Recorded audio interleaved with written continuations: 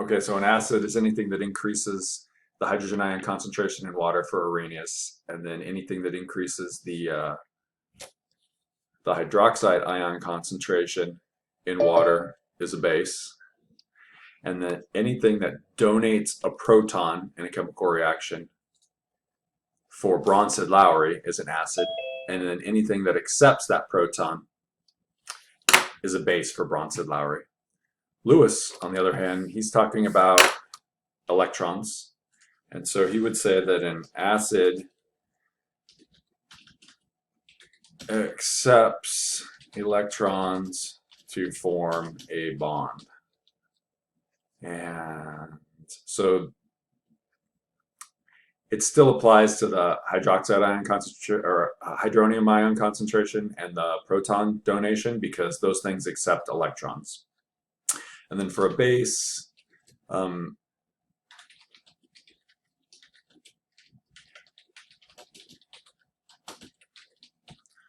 the base is the thing that's donating those electrons. What's wrong with Arrhenius' definition? A couple of things.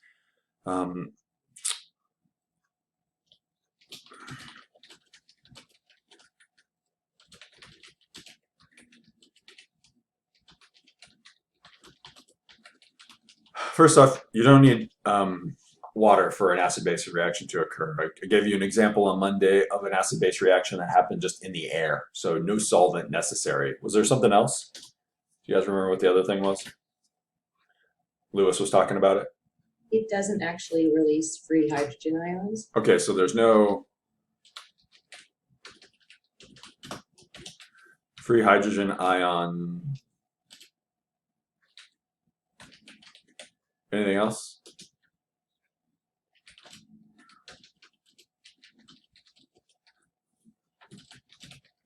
You actually don't even need any hydrogen at all. Typically, that's how we think about acid-base reactions. H plus is being donated or accepted, but for the actual definition for what an acid base is, you don't need that. And so I didn't see anybody giving me exactly the answer that I was looking for this nitrogen. I was hoping that maybe that you would put down the Lewis structure for nitrogen and say something about nitrogen wanting to make 3 different bonds.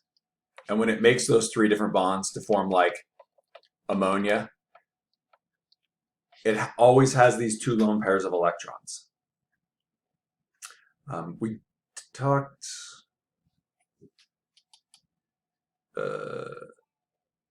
about this some when we were talking about hydrogen bonding, when we were talking about DNA and we were talking about proteins. But when nitrogens form compounds, they form 3 bonds, and then what's left over is this lone pair of electrons at the top. And because there's a lone pair of electrons there, anything that would accept a lone pair of electrons, like a hydrogen ion, would be super happy to make that bond. So nitrogens, especially in biological systems, are the bases. So if there's a base inside your body, 99% of the time there's a nitrogen on there, and that nitrogen is providing these 2 electrons to be the Lewis base, which is donating electrons to form a bond. You don't have hydroxides floating around in your body acting as bases. That they would just be neutralized by H pluses that are in the solution. Okay, so we're doing acetic acid here. So it's an HCH, C double bond O, OH. The condensed structural formula would be CH3COOH. So, I mean, you could do some Sesame Street, which one of these is not like the other. This is the odd man out for the hydrogen. It's got 4 hydrogens, but 3 of them are chemically identical. They're just hydrogens connected to carbons. So same situation over here. So these are the ones that are the acidic hydrogen, meaning the other 3 aren't coming off in an acidic form. You'd have to do something else to them, like burn them or something. Is that all we wanted? Okay. And then the lemon is sour because the lemon itself, the fruit itself, has acids in it, and the peel has bases in it. That's pretty much it. Any questions about this? We're all good? Okay. Delete. No.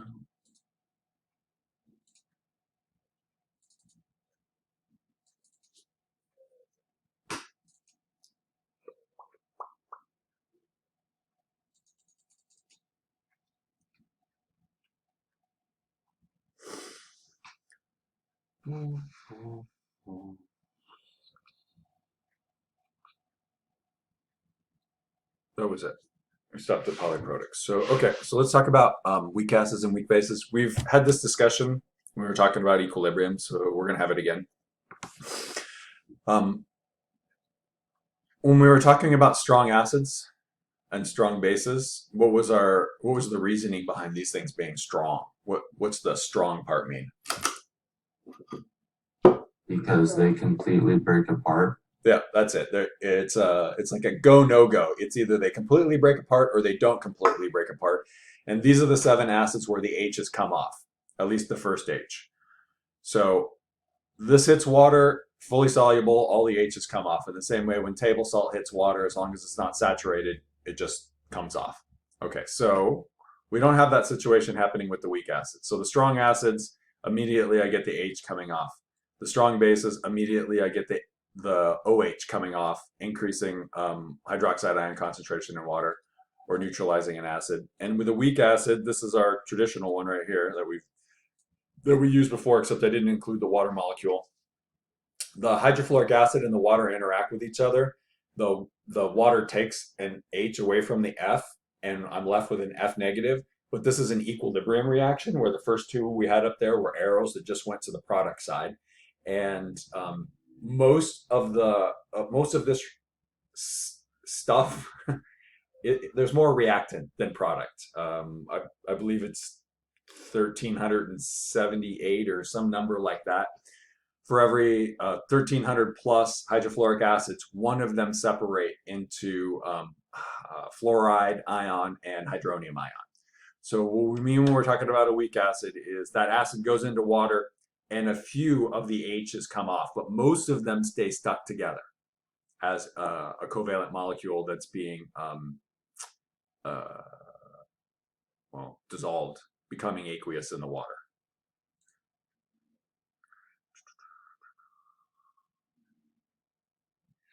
So here are a couple of K values for a weak acid and a weak base. So there's the weak acid we just talked about. How come water is not shown here? This is our chemical reaction right here. Copy, paste. How come this water here disappeared? Did it turn into H3O plus? It's still a reactant, so why would we have it in the denominator with the hydrofluoric acid?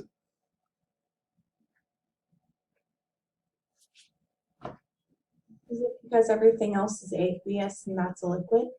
It's because, yes, but really it's because it's a liquid. What do the brackets mean around everything else that's up there?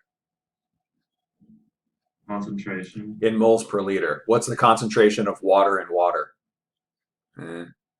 Right, 100%. So it's a 1, so it just disappears out of the equation. So the only things that you can put in these equilibrium expressions are things that can be measured in moles per liter, which would include aqueous solutions and gases. Everything else would disappear. Solids disappear, liquids disappear. The next one is calcium hydroxide. Calcium hydroxide, sometimes it gets put into certain antacids. Why would it be, if you're trying to neutralize excess stomach acid, why would you want to take calcium hydroxide to neutralize stomach acid as opposed to taking sodium hydroxide?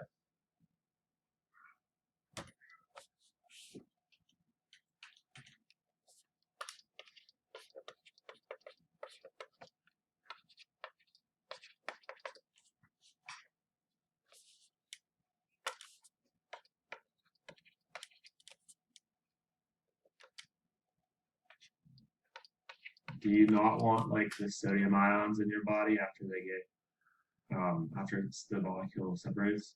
Sodium doesn't matter. What's the major difference between these two things related to what we're talking about right this second? Sodium Because- hydroxide is a strong base. So yeah, this guy here is strong, right? And this one here is weak. So what does that mean?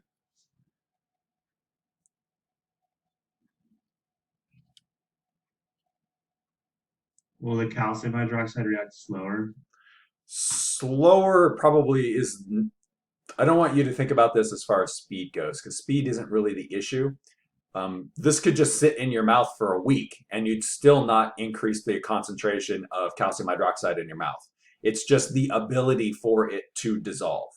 So since the top one's weak, very little of it dissolves. The bottom one is strong. So the moment that sodium hydroxide crystals touch the saliva in your mouth, what do? They break apart. And now I have NAs, which I don't care about. You don't want this in your mouth. Like, that would be terrible. We've talked about this before, but what is sodium hydroxide used for? Like, household stuff.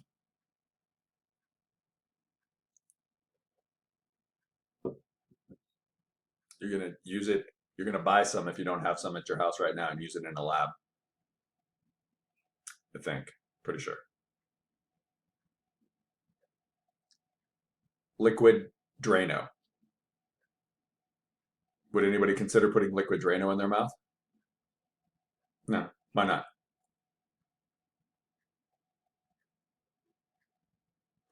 Bases with pHs of above 14, not good for tissue. Right? It'll destroy tissue. So I don't want this in my mouth. I want this in my stomach. If I take calcium hydroxide, this thing doesn't really dissolve to any extent. Okay? There are a few hydroxides, but not very many. And my mouth can handle the amount of hydroxides that this, like if I chewed up a Tums and got calciums and some hydroxides in my mouth, because this is a weak acid, or sorry, a weak base, there's very few of these, and I don't have to worry about those. But the moment this touches my stomach, the hydrogen ion that's in my stomach reacts with the hydroxide on the calcium hydroxide, even in its solid form, and then I get water out of this. So if I've got too much acid in my stomach, I put a weak acid like calcium hydroxide in my mouth, chew it up, swallow it, and then it'll neutralize, and it doesn't dissolve really until it gets down to your stomach, which is where you want it to do the dissolving. Does that make sense? Like, liquid Drano would be a great solution to an acid problem in your stomach if you could get it into your stomach without it going through your mouth and esophagus. Does that make sense? Like, if I could just eject it straight into my stomach, everything would be fine. But you can't do that. You have to send it down some tissue that does not want to be exposed to pH 14. So the calcium hydroxide doesn't dissolve on its way down, and it does dissolve once it hits the acidic stomach. Are we good with that? Calcium hydroxide, magnesium hydroxide, I'm almost positive that is what that Toms and Rolaids are using now. They used to use aluminum hydroxide, and for some reason people think aluminum causes Alzheimer's. It doesn't, but as soon as it got that rap, people decided they wouldn't use it anymore, or they didn't want to use it anymore, so they swapped it out, and it's really not a big deal as far as cost goes for the company making it, so it didn't really matter. Plus, aluminum isn't really a substance that's inside of your body used in any appreciable amount. I don't even know if it's a trace chemical for any enzymes, but calcium and magnesium are obviously things that your body uses, so might as well put those things in there.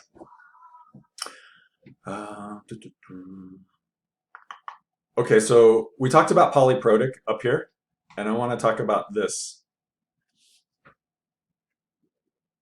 So what's happening here?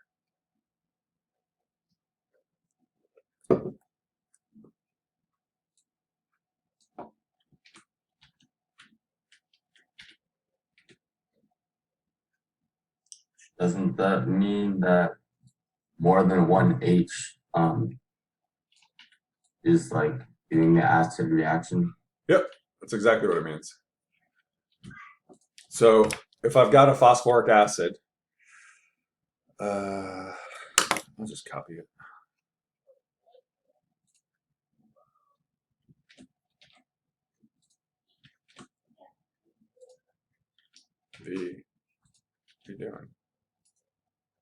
Copy the, really? Copy. Paste. What's going on? Okay. Snipping tool, which somehow disappeared behind Zoom. New. I don't know how much like word processing you guys have to do on a regular basis, but snipping tool, this thing here, that thing's amazing. Just takes like a little cut off of whatever's on your screen, wherever you want it to. Okay, so here's my phosphoric acid. Can somebody remind us why all three of these H's are acidic?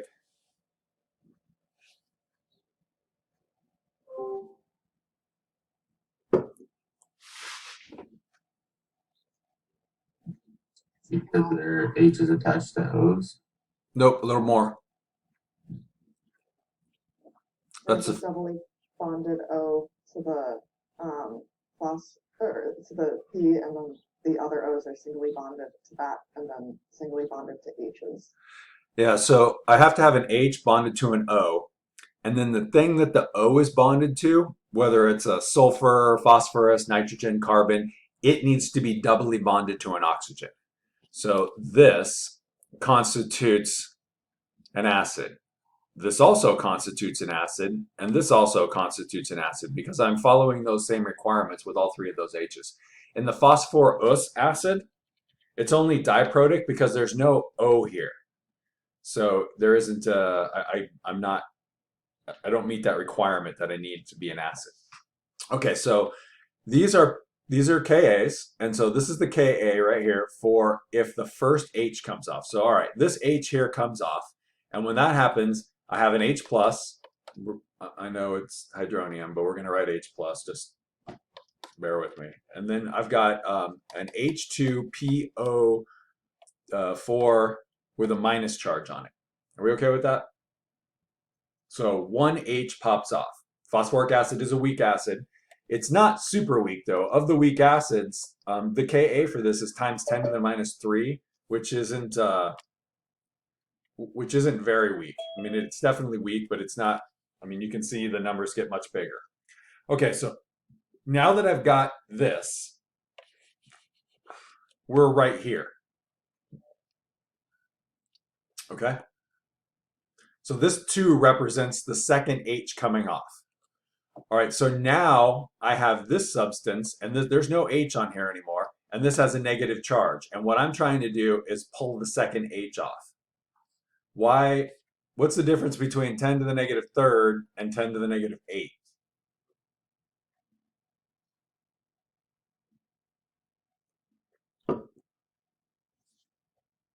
A factor of 100,000. Is it 100,000? Or is it 10,000? 10,000. 10,000? I feel like I always need to write it out to be clear, but it's, 10,000 times less acidic when the second one comes off. So that means it's 10,000 times more weak than the first H. Why is it harder to get the second H off than the first H?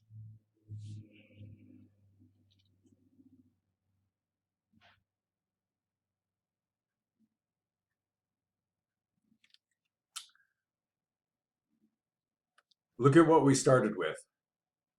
This thing right here. This is a phosphoric acid, right? What's its charge? 0? Neutral. It's neutral, all right? It has no charge on it. And what am I trying to do? I'm trying to pull something off of it that's positively charged. Doesn't really want to do that, obviously, because it's a weak acid, but it can happen. But now when I get to the next iteration of the phosphoric acid, now what am I trying to do?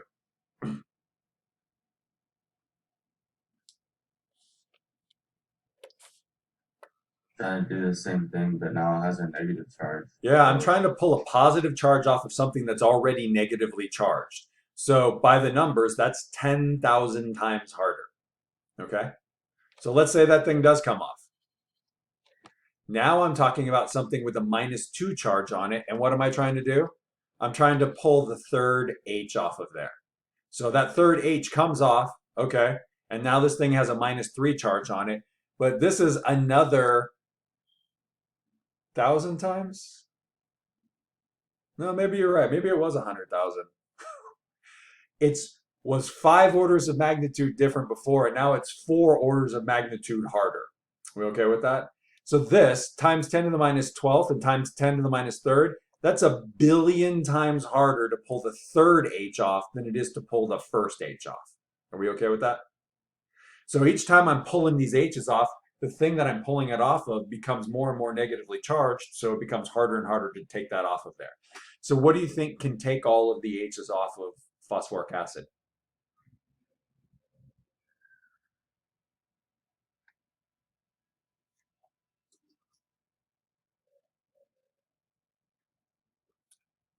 Phosphoric acid being a weak acid.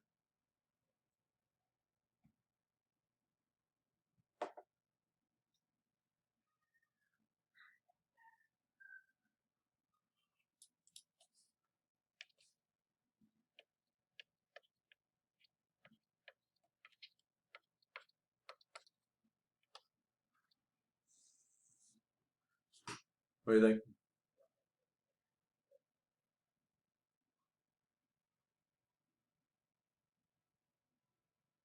Maybe a really strong base. Just a strong base. Just that's it. The strong basis is just like I'm strong. That's it. End of story. So if I put a sodium hydroxide in here, what's going to happen when this touches water? The Na is going to pop off. The hydroxide is going to be there, and the hydroxide is going to be like, "Hey, look, there's an H plus. I'm going to yank that off of there," and it does. Okay. Well, what if I put 3 of these things in here?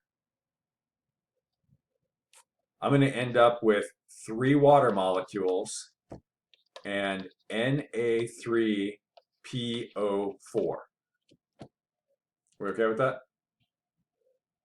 And so that is how you would turn phosphoric acid into sodium phosphate. This thing here at the end, this has a name that you can purchase it in the grocery store. Maybe not in the grocery store, maybe. Definitely at like a hardware store, Home Depot, Coastal, something like that. And it's listed as TSP. What do you think that stands for? It's bad chemistry nomenclature, but it's more descriptive than actual chemistry nomenclature. Sodium phosphate. Yeah, it's trisodium phosphate. So in inorganic chemistry, in ionic substances, we don't say tri, even though there's 3 sodiums there. We would just call this sodium phosphate, and you'd have to know that there needed to be 3 sodiums there because the phosphate's got a -3 charge. But in industry, they just call it trisodium phosphate or TSP. Has anybody ever used this? What do you use it for, Sin? We were painting our house, so we had to clean walls, especially in the bathroom. So you put it on the walls and you like scrub really hard and changes the color of the wall. It does change the color of the wall, but did you notice anything else during this scrubbing process? Well, we had to wear gloves, so my guess is it's really caustic. It is real caustic, but anything else? Nothing? Bubbles? Bubbles? Little, very, very small bubbles, but lots of them. So, are we supposed to talk about that yet? Just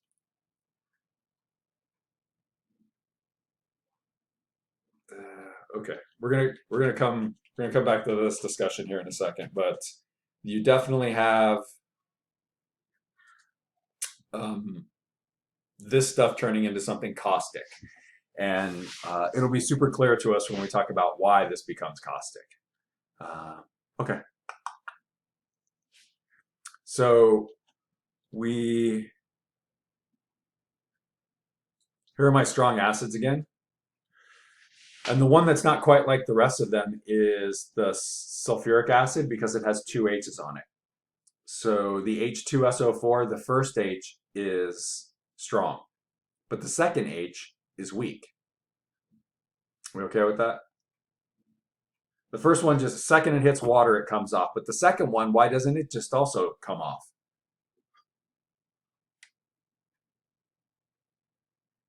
How's the second one situation differ from the first one's situation? Because now it has the negative charge. Yeah, as soon as that first one comes off, what I'm left with is the polyatomic ion hydrogen sulfate that has a -1 charge. So to get the second H to come off, that it doesn't want to do that because it's already negatively charged. Okay, where are we? Okay, so let's talk about conjugates. You've heard this word before, I'm sure. I've always found it interesting in the English language. 1 second. Hey, get away from there.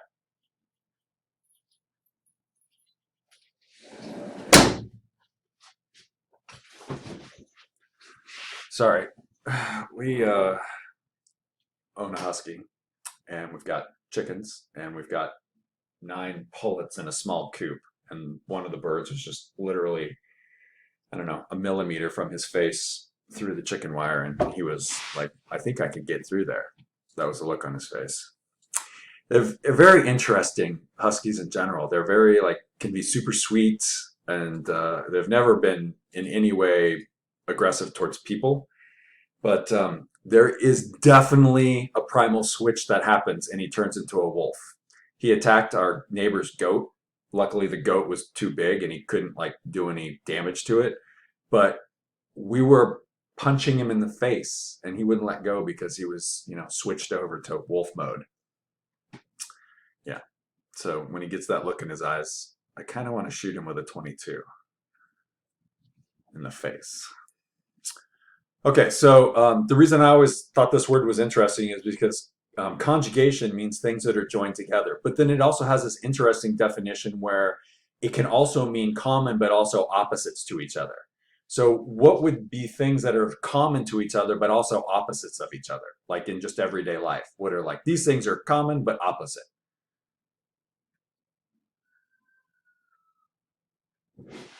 Something like black and white because they're opposite, but they're still the same because they're both colors. Sure, that's good.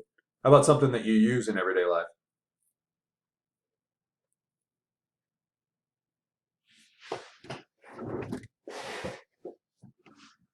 How about some shoes?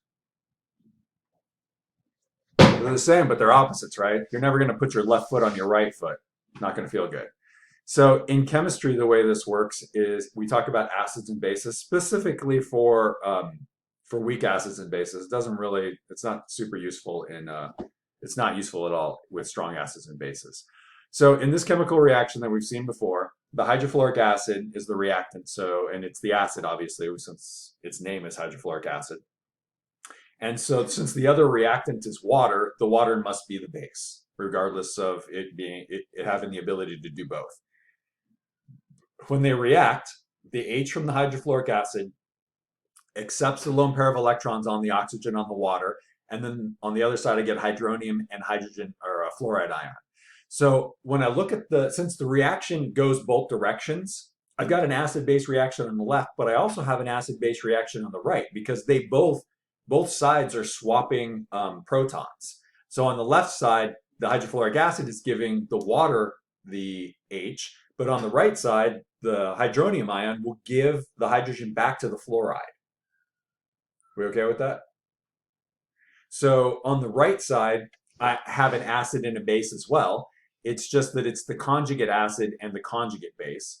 So on the left side, the water was the base, but since it accepted the H, on the other side, now it's acting as an acid. So that's why it's called conjugate acid. So even though these two things are related to each other, they're also opposites because one has been turned from a base into an acid. And that same situation happens with the fluoride, where it was an acid on the left and now it's a base on the right because it could accept this H back and turn itself back into hydrofluoric acid. We good with that? We're mostly going to deal with the term conjugate base in terms of salts and whatnot, but okay. Autoionization of water. So water does this, and this first reaction is what Arrhenius would have said, but what did we say was the problem with this?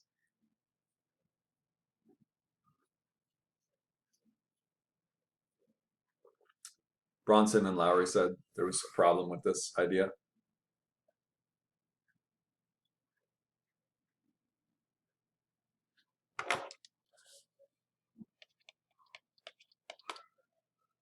The problem was a water molecule wouldn't just do this, wouldn't just let go of the H. You'd need another water molecule to hit this thing perfectly. And then the H from the first water molecule comes off and goes to the second water molecule, and I'm left with a hydronium ion and a hydroxide ion. But again, it's okay to write it like this for now. So the equilibrium expression for this is Kw is equal to the concentration of H plus divided by the concentration of OH minus. And again, we're getting rid of the water molecule out of the denominator, even though it's the reactant, because it's a liquid.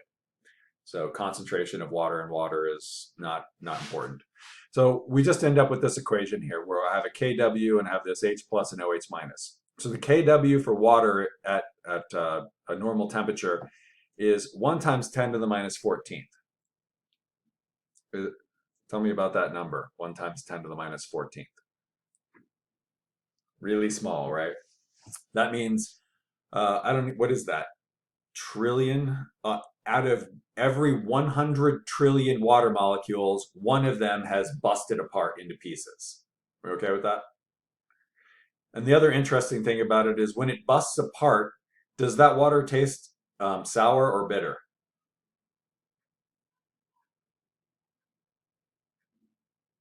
What do you think?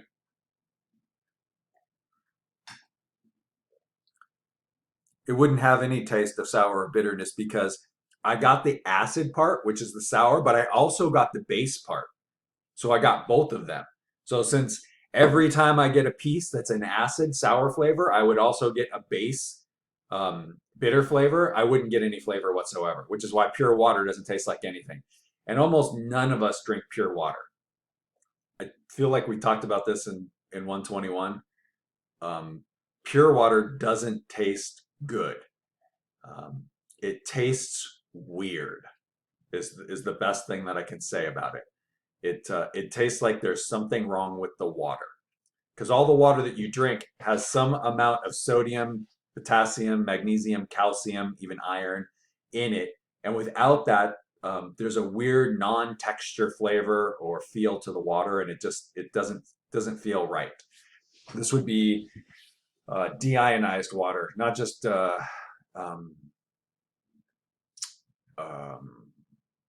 distilled water, unless you distill it a lot. On our aircraft carrier, we distilled the water 6 times before we used it in anything.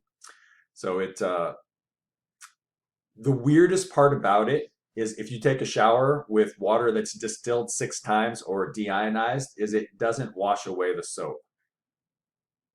The soap just stays on you. Like the first thing that happens when you get to a ship, if you find somebody nice, they'll say, take a washcloth with you to the shower, or you'll be sitting there for an hour trying to get the soap off of you. You need to have something to pull it off of there because the water just doesn't do it.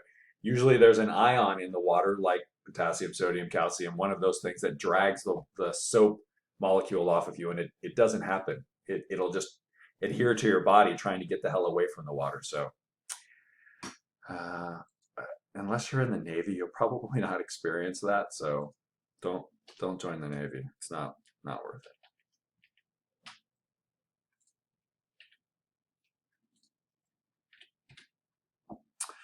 Okay. That thing, let's forget about it.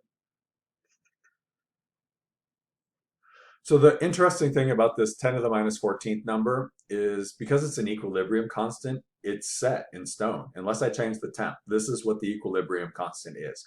Regardless of what's happening with the concentration of H plus or the concentration of OH, the Kw constant or Kw factor is 10 to the minus 14th, period. So let's look at these different situations. These are concentrations of hydrogen ion, concentrations of hydroxide ion, the Kw, which you can see is the exact same value every single time, and then the pH, which we'll get to. So let's do a tiny bit of math here. If the Kw for hydrogen ion and hydroxide ion equals 10 to the minus 14th. What's the actual concentration of H plus?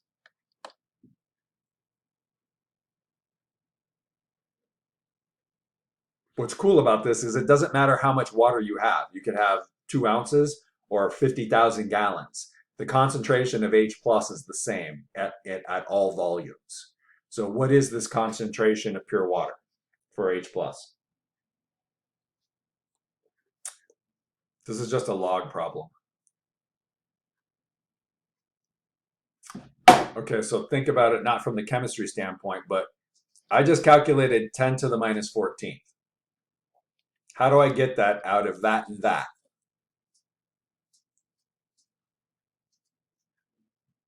Is it x squared equals 10 to the minus 14? No, X to the 2y equals 10 to the negative 14th. how about just 10 to the minus 7th for both of them? Are we okay with that? I know that they have to be the same because we're talking about water. So every time I get an H plus, I also get an OH minus. So it doesn't matter what the numbers are, the number is going to be the same. And mathematically, if I have the same base, then the exponents just add together. So 10 to the minus 7th plus 10 to the minus 7th gives me 10 to the minus 14th. We good with that? So the cool part about that is if I've got this value, so this is pure water right here. Why is it pure water? Mathematically, tell me why it's pure water.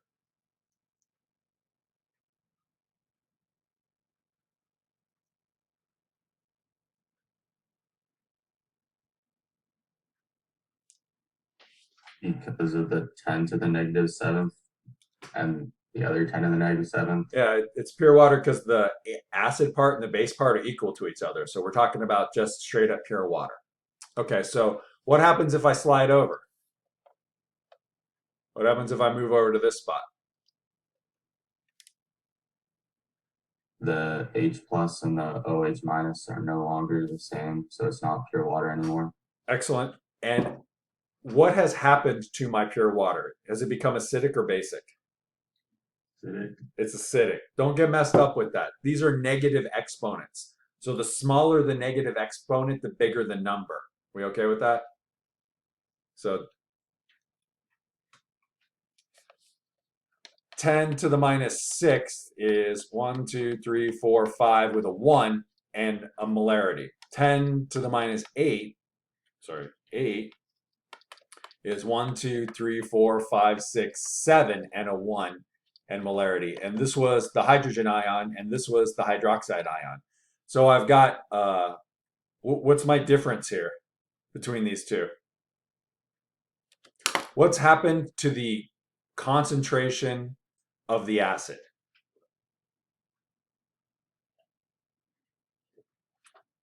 What's the difference between 10 to the negative 6th and 10 to the negative 7th?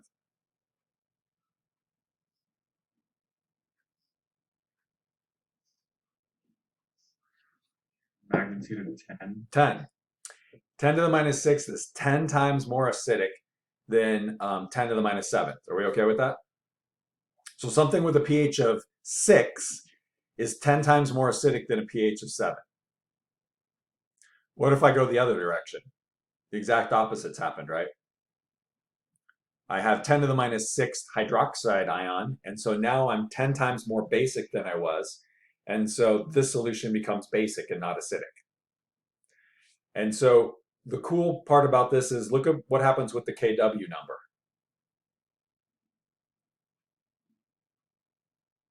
Nothing. Stays the same the whole time, right? So if you know the concentration of either the H plus or the OH minus, you know the concentration of the other because multiplying those two numbers together has to give me 10 to the minus 14th. So if I say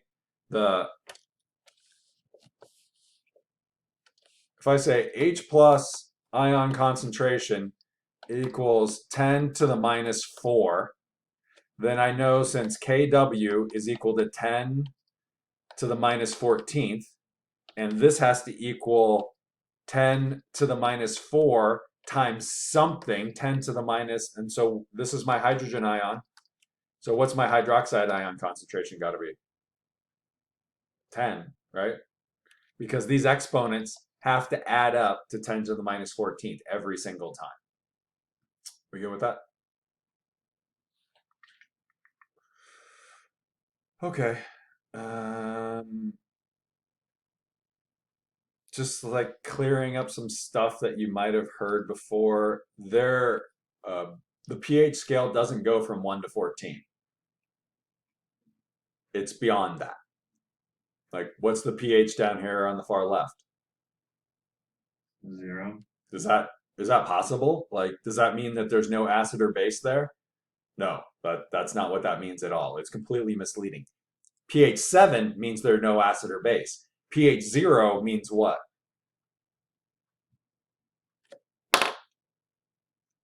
It's like the most acidic it can be. It's close to the most acidic it can be.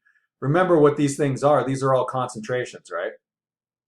So this is H plus, and what we're saying is H plus's concentration is 10 to the minus, or 10 to the 0. Well, what's 10 to the 0? 1. 1. So what we're saying is the molarity is 1. And I know you guys haven't been in lab, but there's a lot of H plus acid rolling around in our lab that has a concentration of 1 molar. All right, so this is super common. Let's go back to this part of the notes. Look at these maximum concentrations. So let's just take the first one, HCl. Maximum concentration is 10. Well, what's the exponent for that? How could I turn that into scientific notation? Sorry, 12.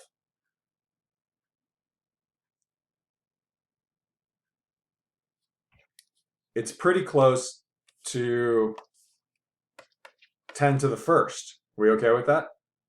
So then what would the pH be of that thing? If I'm following the trend down here on this table, what's my pH going to be? The -1. -1.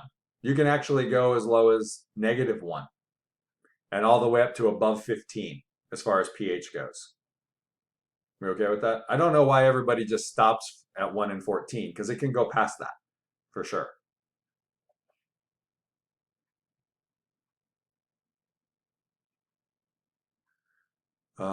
One time when I was in undergrad, I was trying to drive back from Portland to Corvallis, and a semi truck had jackknifed, and then somebody had hit the back of it, and sodium hydroxide had leaked out of the back of the truck. Okay, so basically think about a tanker truck filled with liquid Drano. All right, and several hundred gallons had leaked out of the back onto the asphalt. We okay with that? The road was closed for 6 hours. I was stuck there for more than 5 hours. So when the radio station had said what was going on, I literally walked up a quarter mile, and the police were telling me to go away, and I told them that I was a chemist and that I could help with this situation if they just let me. What could you do to handle a bunch of sodium hydroxide on the ground?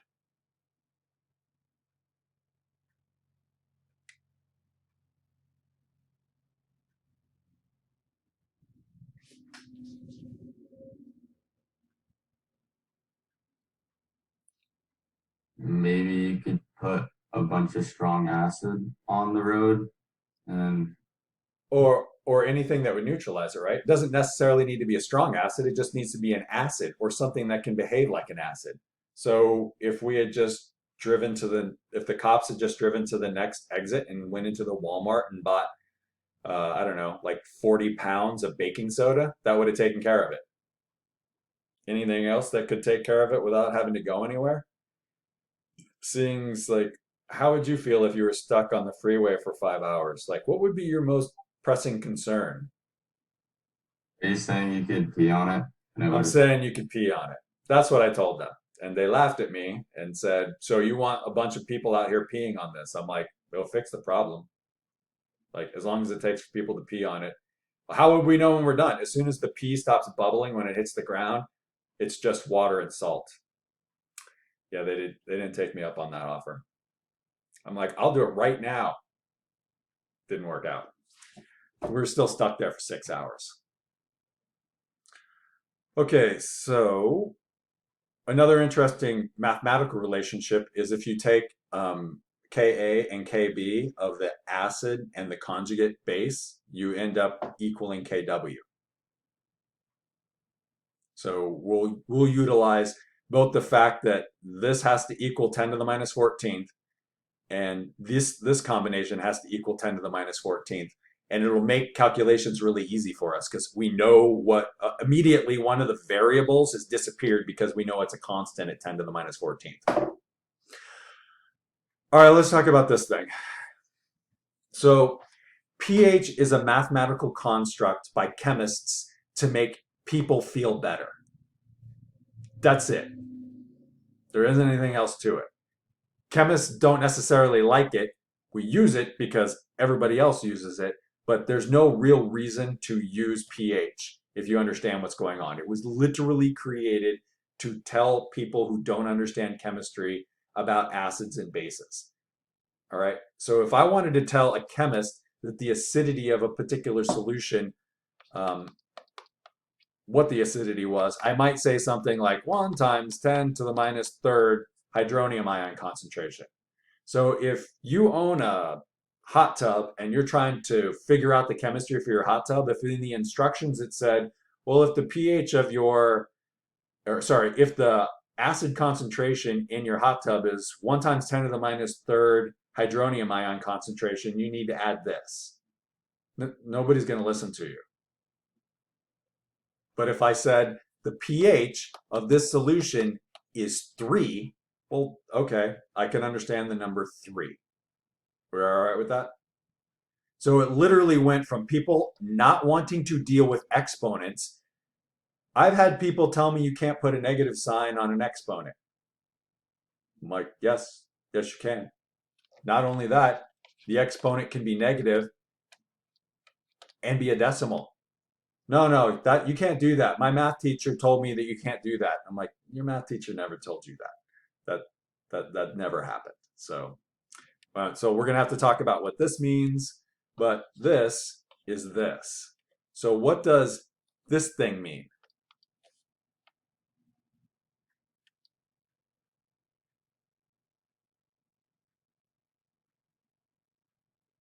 How do you go from, sorry, go ahead, Jace. Power? No, not power. Mathematically, what would I have to do to go from 10 to the minus 3 to 3?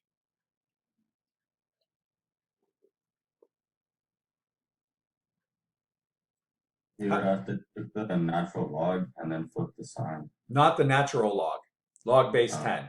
Natural log is Okay. ln, so I just need log here. So if I take the log of this, right, the regular log of this, the 10 disappears. And I get negative 3, but I want 3. So then how do I turn negative 3 into 3? Multiply it by negative 1. We okay with that? All right, so here it is. P equals negative log of something. That's what it means. Okay? Everybody all right with that? So what you do is you look at the log base 10 number, you get rid of the 10, you get rid of the negative sign, and then you just call that pH. So here's a total chemist pet peeve.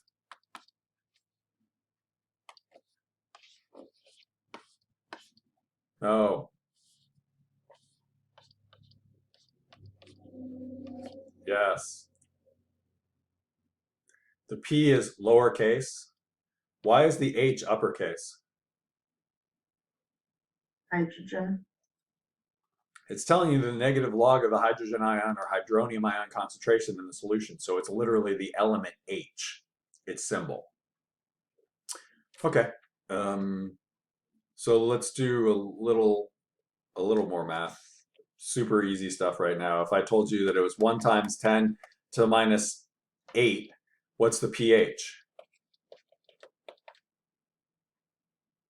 8. 8. Nothing else to it. What if I told you that it was 10 to the negative 8.23? What's the pH? 8.23. 8.23. So chemists love drawing this, writing numbers like that, because it makes it less writing, meaning we don't have to write this part, the times 10 to the. But what happens if it's 2.3 times 10 to the negative third?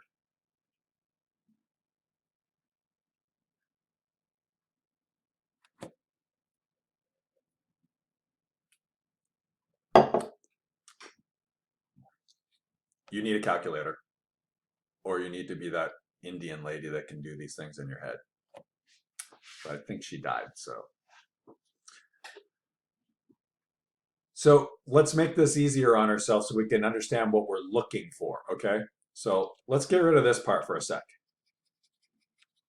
Okay? What's this pH? 3. Everybody okay with that? So what would this be? This would be 0.001.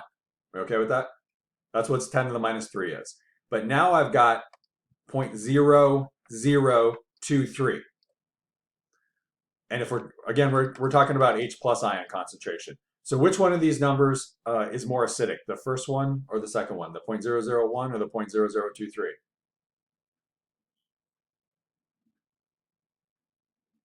Which one of those numbers is bigger? The 2,3. We okay with that? Everybody all right with that? It's more than twice the concentration of the first one, right? Right? Okay, so this right here equals a pH of 3. Tell me what has to happen to the pH here. It has to go down. It has to go down. A smaller pH number means more acidic. So whatever this is, I know that it has to be a number smaller than 3, but I do know something else. What's the other thing I know?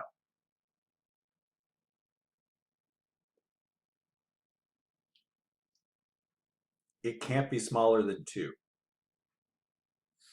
We okay with that? At 2, this is what we are with a pH of 2, right?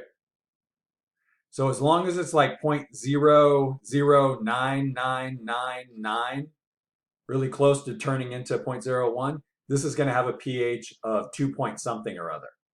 But it won't have a pH of less than 2. Great. All right. So this pH is actually 2.64. Are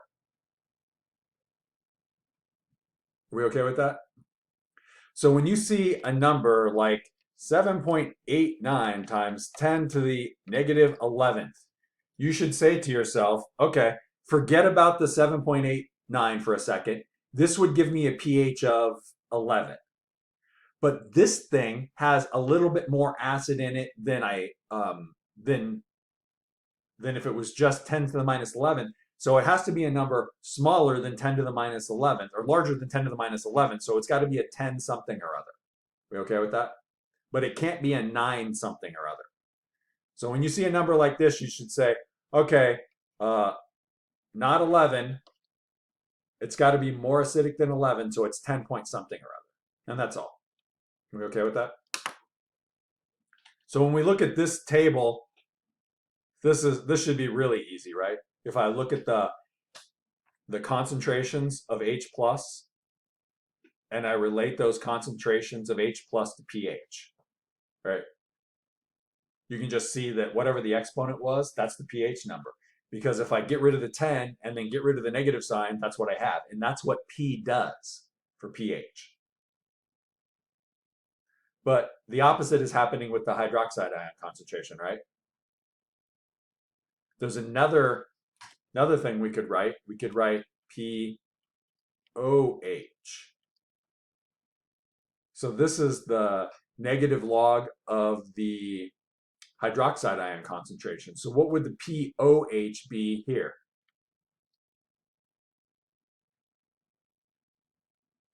Are we okay with 14? So here's something kind of cool. pH plus POH always equals 14. And the reason is if I have 10 to the minus 4 and 10 to the something or other, I know this needs to equal 10 to the minus 14th, so that's 10 to the minus 10th. And all I'm doing is adding these things up to get 10 to the minus 14th, right? So then whatever, if this is a pH of 4, then this is a pH of 10 because I'm trying to get to 14. We good with that? So you can be given lots of different, somebody could study acids and bases in a solution in many different ways, and you can always transition to all the other different ways you could be describing that. We good with that?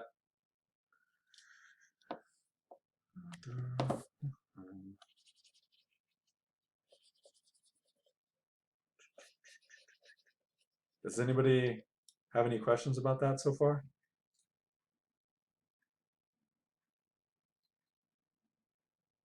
We're all good? Happy with that? Me.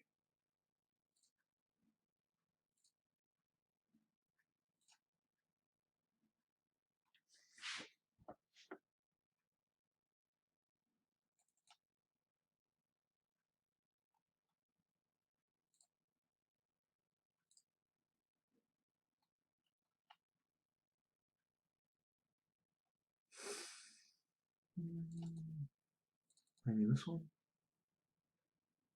Yeah, okay. Let's do, well, let's do the first one real quick.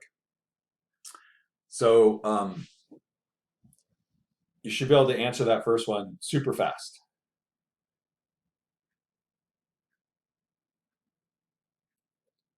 Are you done?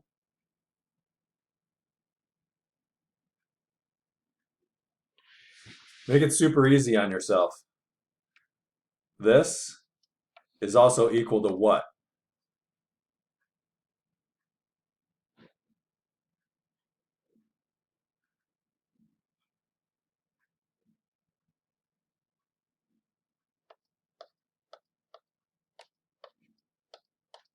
We okay with that? 0.1 is equal to 10 to the minus 1. So now you should be able to fill these things in super quick, right? My pH is 1. So what's my POH got to be?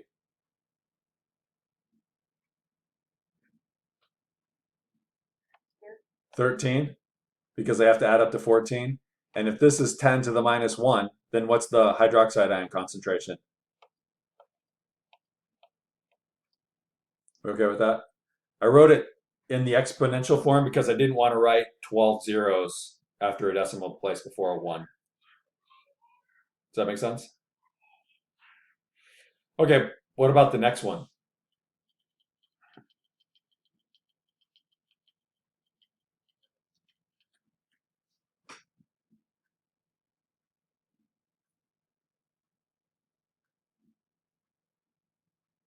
So immediately you can just take, scroll down a little bit. Immediately you can just put 1.53 here, right? What can I put in the POH? Is it like 12.47? 12.47, because I got to add up to 14. So then I can take 10 to the negative 1.53 and 10 to the negative 12.47. And I know for some of you, putting up a negative number with decimal places as an exponent is uncomfortable, but it's just a number. And you can plug that into your calculator and get another number out. It's going to give you a number times 10 to the minus 13th. That's what you'll end up with. Let's see what that actually works out to be.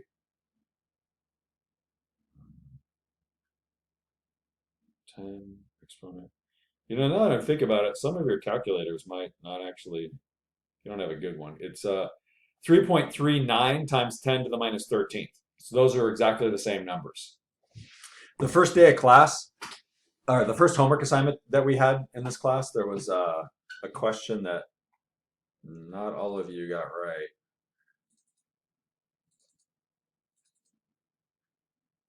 It's this math question right here. And it turned out that all 4 of these numbers were the same number, right?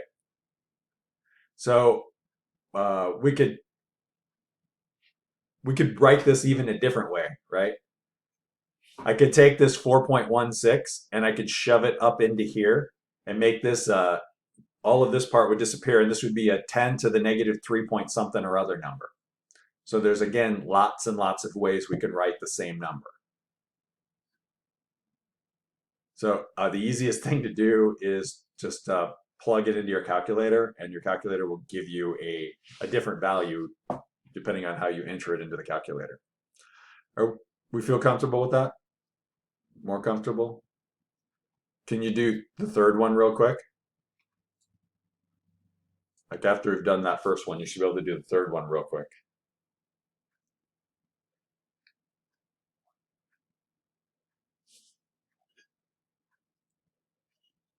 It's the opposite of the first one, right?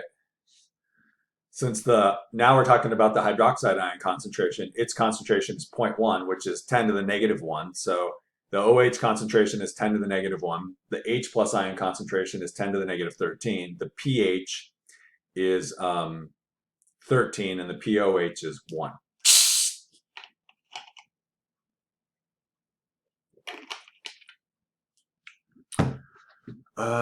Just for the heck of it, well, how about we do 9?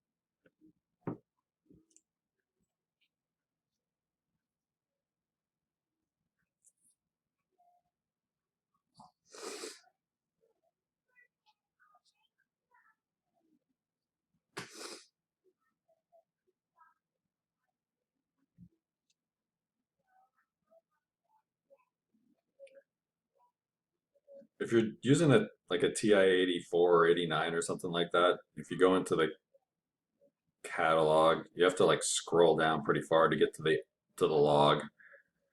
But then once you do the first time, then it stays there.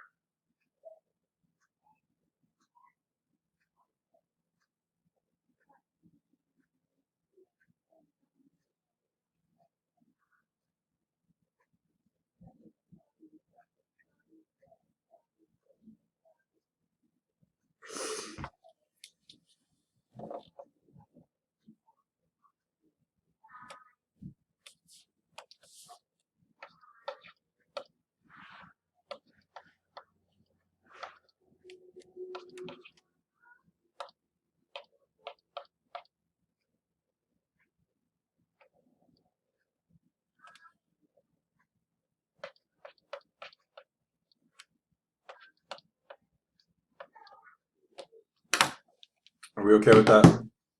You could have written down the concentration of the H plus is 0.0015, but then you'd still have to do the math to get you to the 2.82. How did I get to the 2.82?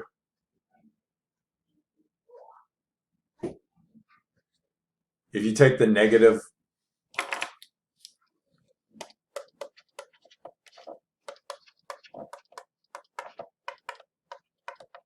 that gets you to 2.82.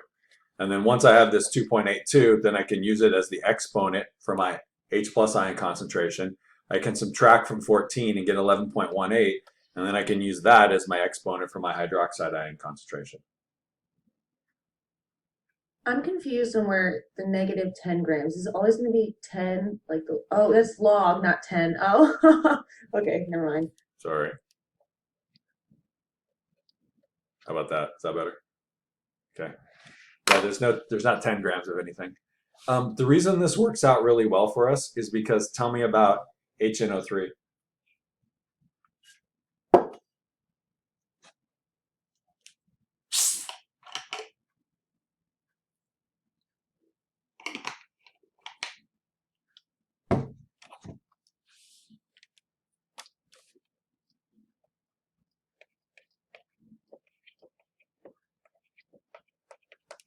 strong acid. So what I know is the second this hits water, all the H pluses come off.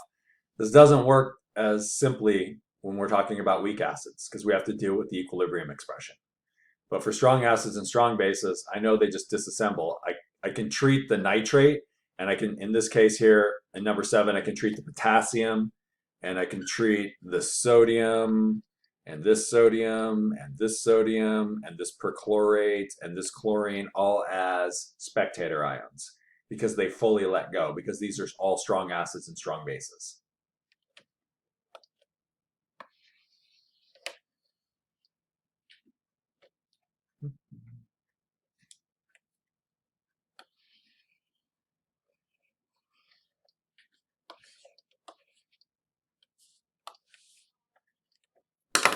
Okay. Let's go back over here. All right, let's anything strike you as interesting on this little scale?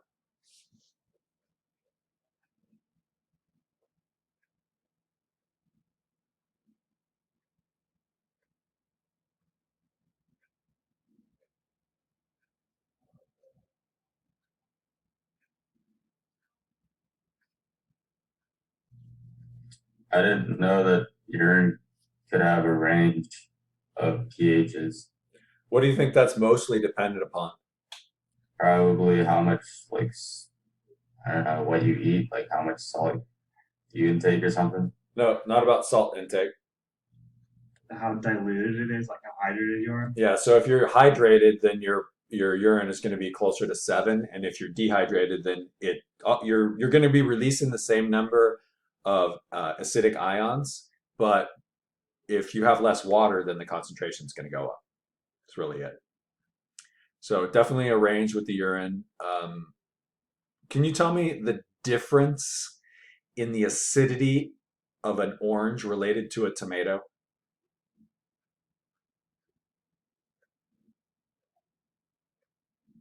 Like,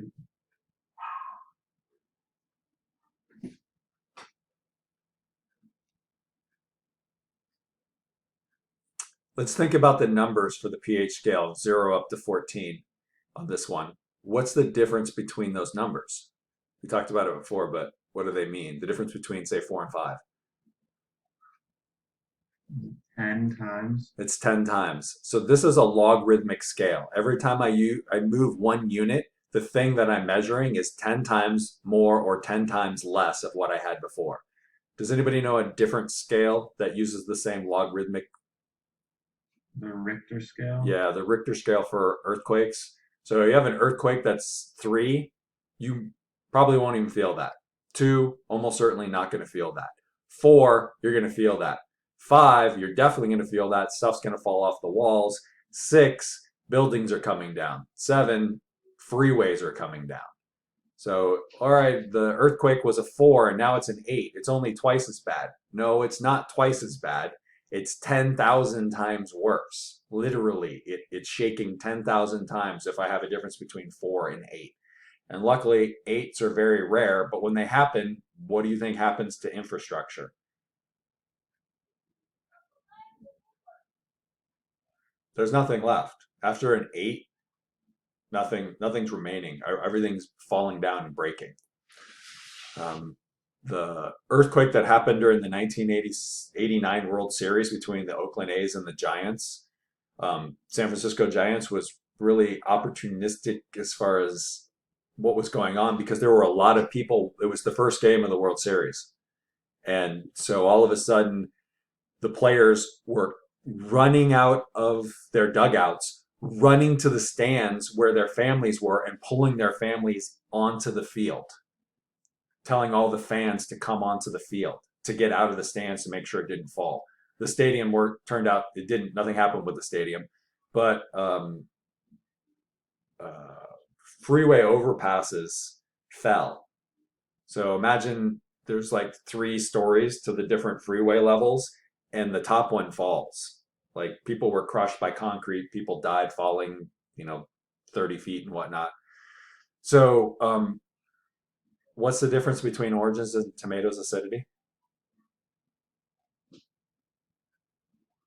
10 times. Oranges are 10 times more acidic than tomatoes, and you inherently know that. You bite into a tomato, it's not going to be nearly as tart as an orange could possibly be. It's just, that's not going to be the case. But did you realize that Coke or colas were 10 times more acidic than orange juice? So how much more acidic is cola than water?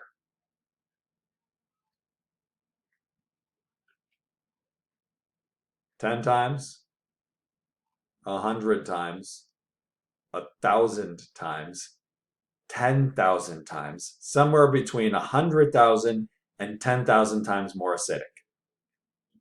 Problem? Yeah, it's a problem for your teeth if you don't rinse. Teeth are not going to be happy with cola. And then gastric juices, I mean, we're over the 100,000 mark. So when you throw up, that's why it hurts. That tissue is of your esophagus and your mouth, tongue, all of that. They're not to be exposed to acids of this concentration. So immediately you should be rinsing, and the most effective thing to do would be to drink something like Pepto-Bismol or throw a bunch of Tums or Rolaids in your mouth and crunch them up and slosh them around and slowly swallow them, because you want to neutralize all that acidity in there. Baking soda would work. It would taste horrible, but if you didn't have any alternatives, it would be very helpful to do something like that. You would need to take small amounts of it. Why?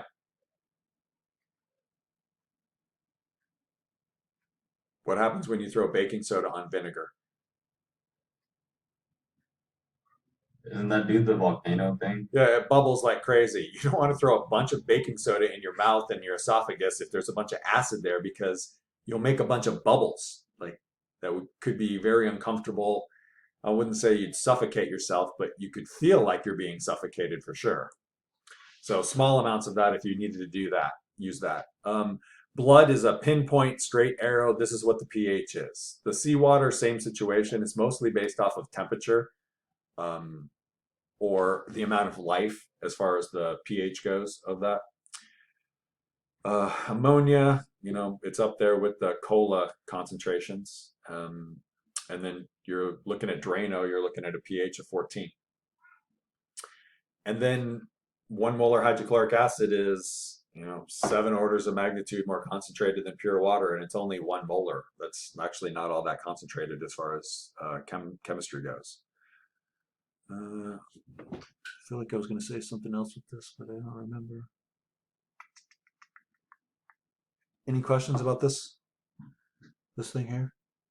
Everything that you eat would fall along somewhere on this scale, but you would know where it was on the scale if it tasted sour or if it tasted bitter, unless you're adding a bunch of sugar to it. The cool thing about sugar is you can get rid of the sour taste. Obviously, you'll have oranges that don't taste sour because there's so much sugar there, but you can't do it on this side. If you're trying to eat something bitter, like willow bark, because you've got a headache or you need to drop a fever, so you're going to chew on willow bark, you can't throw a bunch of sugar in there and make it taste better, because do we remember why sugar and sour could cancel each other out? Same taste buds. Yeah, the bitter taste bud is a different taste bud. So you put something bitter in your mouth and you taste bitter and sweet at the same time, which might be worse. Okay, so I know that we had said that the strong acids, they fully give away all of their H's. And that's true, but there's still a range within the strong acids as far as the strongest of the strong acids and whatnot. So hydroiodic acid is the one that gives its H away the absolute easiest. Its Ka is 10 to the 11th. So what that's saying is it's very far. It's 100 billion times onto the product side. So for every 100 billion HIs that have separated one of them, only one of them stays stuck together. And nitric is pretty low. Its number is 20. So for every 20 nitric acids that have split, only one of them still stays stuck together. So there's obviously a huge difference there. But we still treat it as a strong acid because 20-to-1 ratio is still very, very acidic. And the strong bases, they're between 100 and 1,000 times onto the product side versus the acid side, and that's again based off of the fact that they're all group 1 metals. Here are some weak bases Kas. Do you notice anything similar about these molecules?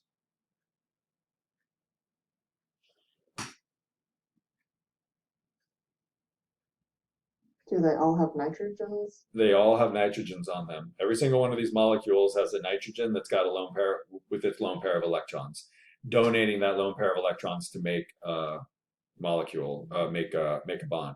Do you recognize any of these names on this list?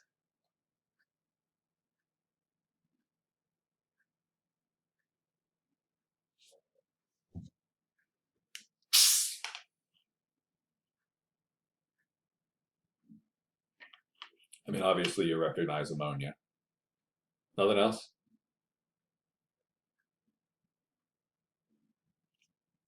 What about glycine? Do we know what glycine is?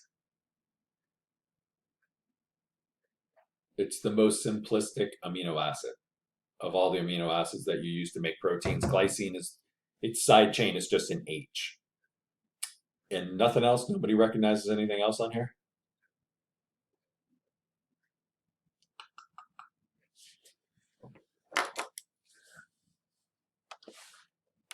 Nobody recognizes this one? Heard that name methylamine before?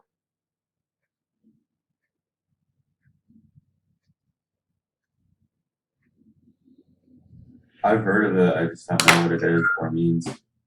All right, so let's, sorry, where?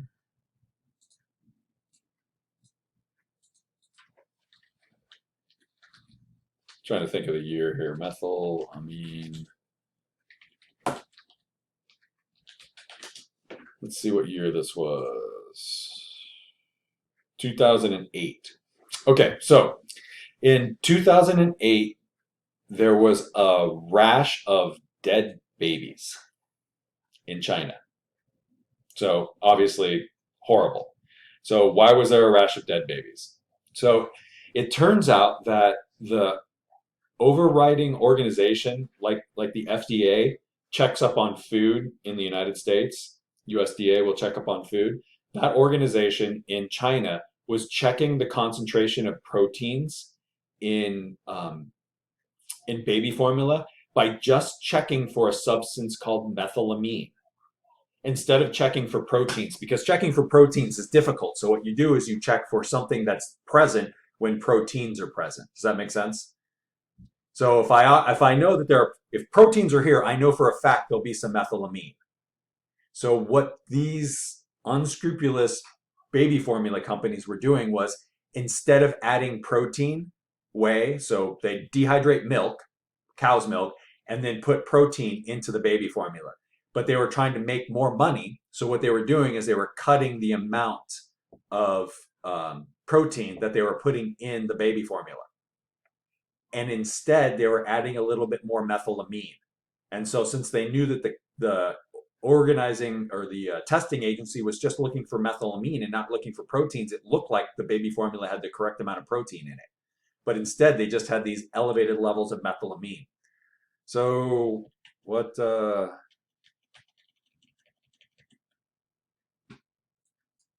this thing here?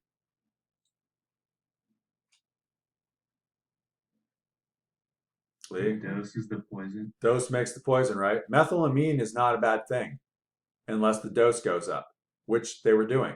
So they jacked the dose up, and these babies were having neurological problems where their hearts would just stop because of the high concentrations of methylamine. And so it took a little time, but they figured out what was going on. And the same sort of thing that happened with the lead in the paint of baby toys happened with the people who were in charge of these companies that were doing this. Somebody went to jail, somebody committed suicide, somebody died in a car accident. So there was a rash of executives at these companies that weirdly died in weird ways. Because that's what happens in China when you mess around with the economy. They just off you. So where were we? Nope. So the aftermath of this was formula cost an exorbitant amount in China for an extended period of time because nobody would purchase any formula that was made in China. So think about how many people are in China, how many babies are in China, and how much formula is probably needed by those babies in China. And they're not buying any of it that's made in China. So does anybody know where they were getting their formula from? People that lived in China? China has a weird relationship with Hong Kong. Do we understand that geopolitical relationship? England owned Hong Kong for 100 years. They went there, they colonized it, and they took it, and they said, I know that this is attached to China, but this is ours, and we're keeping it. And the Chinese at the time gave them a lease to that land. Okay, so then when that lease came up, there was a problem because the people that were living there were living under English rule. And when the lease disappeared, they moved under Chinese rule. So you can see this. Yesterday, 2 million people marched in the streets for democracy, which there isn't a democracy in China. That's not what it is. I don't really know what to call it. It's an authoritarian government. You don't elect the officials, even though they elect them. They don't elect them, sort of like Russia. Russia has been. So people were purchasing formula from people who lived in Hong Kong because Hong Kong was still attached to England at the time. So they knew that the formula that was sold in Hong Kong was actually made in the United States or outside the country. So people were paying huge quantities of cash to get formula because, I mean, you might say, well, just breastfeed. Well, what's the problem with that? Some women can't breastfeed. And the other problem is, what if she has to go to work? Like, there are legitimate reasons to use formula, even though it's a terrible idea, but people do it. So there were black market shipments of Similac formula being sent from the United States. Anybody in China who knew somebody in the United States, they would send them cash and say, just pack up as many containers of formula that you can and ship it back to me. And a lot of this was happening. So the shelves of Chinese made formula were packed, but the shelves in America were disappearing formula because it was all getting shipped off to the millions and millions of babies there. Okay, so now here's a list of a bunch of weak acids and their Kas. So we've only got those 7 strong acids, and all the rest of the acids in the universe are weak acids, and there's literally millions of them. Obviously, I'm not going to give you a list millions long, but these are some important ones that we're going to use for the rest of this class. You'll have access to this list, so I'm not having you memorize anything of that nature, but we'll just be able to use it. So we haven't talked about one thing on this list or this list, which is Ka, pKa. So what is pKa? Based off of what we talked about with pH.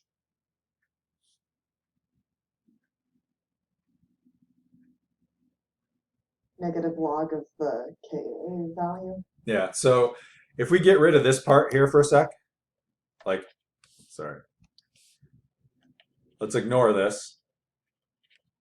What would the pKa of 10 to the negative 5 be? 5? You're okay with that? But it's not, there isn't a 1 here. There's a 174, so I have a little bit more. So this number goes from 5 to being a little more, well, we could say acidic, but the number comes down because the number's a little bit bigger. So it's a number that's going to be between 4 and 5. Can't be 5, can't be 4, it's got to be somewhere in between. So you can do that with all of these numbers, and it becomes really apparent to you. So why is this one right here 11.79? Well, that would make it 12, but there's a 1.62, so that's going to make it less than 12, but not less than 11. And you can just run through that list and demonstrate that to yourself with all of these numbers. So the reason, does anybody have any idea why we make a pKa value?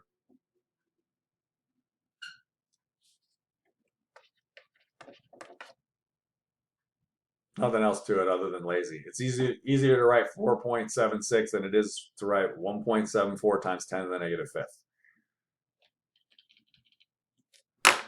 So if your Ka number goes up, what does that mean for the acidity of your acid?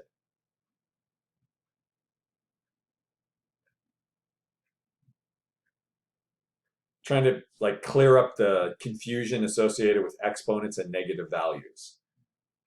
It goes down. No, it goes up. If the Ka value goes up, the acid is more acidic. So which one of those acids is more acidic? Acetic acid or ascorbic acid? The first two.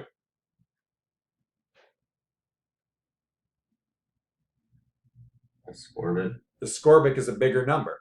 So that means that since it's, that means that I have more product. So even though it's a weak acid, it's less weak than the acetic acid is. We okay with that? And that number went up. 1.74 is a smaller number than 7.97 when they both have the same exponential on the 10. So then, but what happens with the pKa value? It goes down. So those are going to be opposites of each other because what I've done is I've switched the negative sign. I got rid of the negative sign when I went to the pKa. So the smaller the pKa number, tell me about the acidity of that substance. The more acidic it's going to be. Right. So a smaller pKa number like chromic acid is 0.74. That acid is much more acidic than my acetic acid at the top at 4.76. How much more acidic? About 10,000 times more acidic because I went from a pK number of like not less than 1 to a number over 4. So it gives you a really easy way to think about the differences in acidity between two comparable acids. So look at formic acid and heptanoic acid. Which one's more acidic? Formic. Formic acid is more acidic because its pKa value is smaller. How much more acidic-ish? 10 times. More than 10 times, right? It's a number, the difference between those is a number a little bit bigger than 1, so it's 10 times more acidic. So this makes it super easy if I'm trying to find a weak acid and use it in a particular chemical reaction. I can be like, well, this one's 10 times, 100 times, 1,000 times more acidic or less acidic than some other substance. And that allows me to quickly figure out what I want to do with a particular reaction. The other thing to point out is there's like 3 different citric acids there, right? This is the same situation that we have with the phosphoric acid. The first one comes off, then it's harder to get the second one off, then it's harder to get the third one off. Boric acid has 3, ascorbic acid has 2, carbonic acid has 2, and the same situation happens. Every single time I pull one of the H's off, the thing turns into an anion or a bigger anion, thereby harder to pull off something that's positively charged. Are we good with that?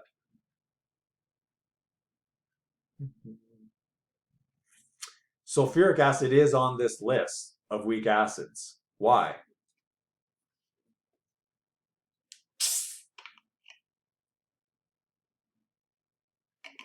It's one of the strong acids. That's for the second H. That's the second H. So it's H2SO4. The first H is strong, so it wouldn't belong on this list. But the second one is a weak acid. To pull that second H off of the remaining sulfate ion, it would be more difficult to pull that off of there. So because it's negatively charged, so it's a weak acid. It's not that weak though, right? That's a pretty small number as far as the pKa values go. That make sense? Okay. So flipping, remember how do I turn this number back into this number, to the Ka number?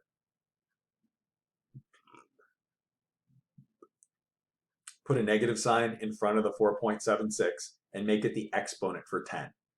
So if you typed 10 caret negative 4.76 and hit enter, you'd get 1.74 times 10 to the negative fifth in your calculator. Not that you need to do that.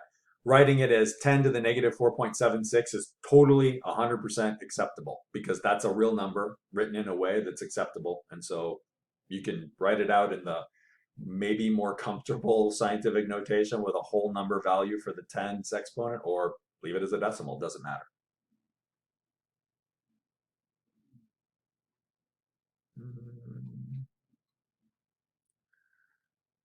What's our situation here?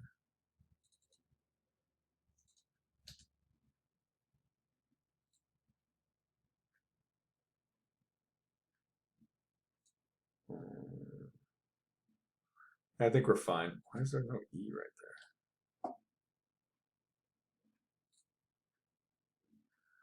there?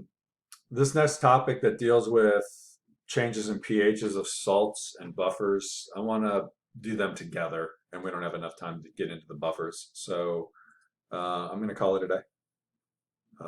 And then we'll probably finish this set of notes on Monday, even though it looks like there's a lot here. A lot of this is pictures from the titration stuff, which it's probably the saddest part about you guys being at home is you guys can't do titrations because like all of the piece of equipment that you use to do a titration is called a burette.